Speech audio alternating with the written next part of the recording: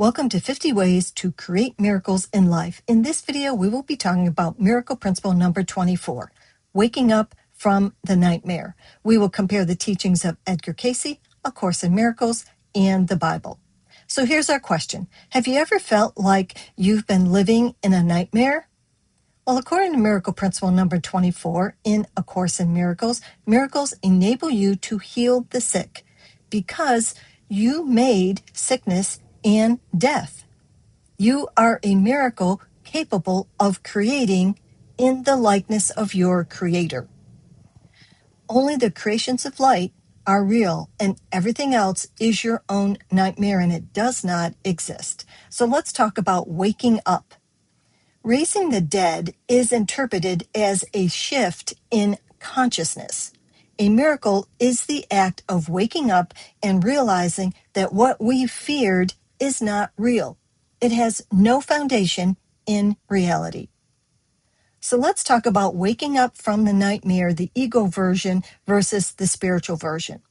In the ego version, the ego wants independence and sees anything else as making us victims. But in the spiritual version, we have the same creative power as God, producing light and life and love. We have the power to wake up from the nightmare of sickness and death in our thoughts, in our minds. So what does the Cayce teaching say about this? The Cayce teaching talks about how death is not truly real. Cayce taught that all life originates from a single divine source, and it continues beyond death. Death is but a transition into another stage of the soul's journey. He said, death is but the beginning of a new experience of the soul. He taught not to be afraid of death because it's merely a stepping stone through a door from one room to another. Cayce worked with people on whom doctors had given up. He believed that no condition was incurable if the soul could be reached and realigned. Now, the Bible has a similar teaching. The Bible talks about how death, where is thy sting?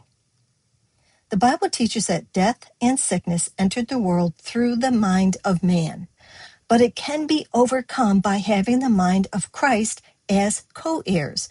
In 1 Corinthians 15:55, it says, O death, where is thy sting? O grave, where is thy victory? The Bible confirms the power to heal and restore life is a natural extension of our divine authority. We are not victims of these conditions. We are co-heirs with the power to speak to that mountain. So here's a way of waking up in everyday life. When we have a negative thought, we can say simply, I choose life, not fear. And notice how our body responds.